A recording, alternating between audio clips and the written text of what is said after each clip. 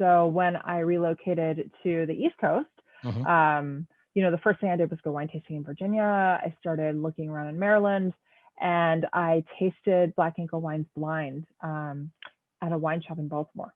And I had what year was this? That was 2008. Okay.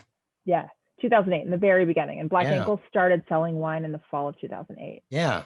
Wow.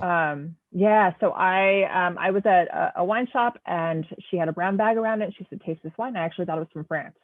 I loved it. And when I found out it was local, it was only an hour from me, I drove out to Black Ankle the next day, and they were closed, but they opened up for me anyway. Let me back up a little bit, because I did not know that you were a California girl. Sure, I am. So very interesting. I want to hear your impressions, because, a lot of people, American wine drinkers, usually use California wine as the bar, the measure, the litmus test, or the measuring stick for wine nationally.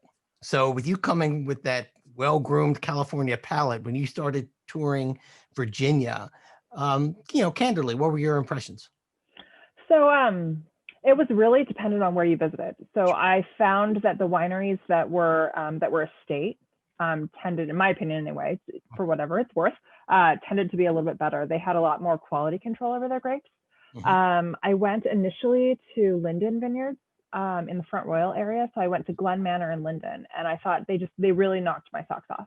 And when I visited it, although it didn't necessarily look like California, it felt like just a really cool experience, because obviously they'd kind of curated their experiences. So let's get back to that brown paper bag. Yeah. Oh yeah. Because that's a great story. So you drank this wine and you loved it. Yeah. So I just was really blown away by it, especially because I just had no idea where it was from. I felt like it was just super high quality, and to know that it was just an hour away, I was blown away. And it was, when she revealed it to me, it was Black Ankle's very first crumbling rock. So it was our 2006 vintage crumbling rock, which is a Bordeaux blend. That year it was predominantly Cabernet Franc Bordeaux blend.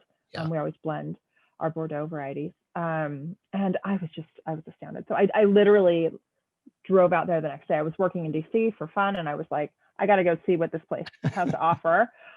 They were just opening.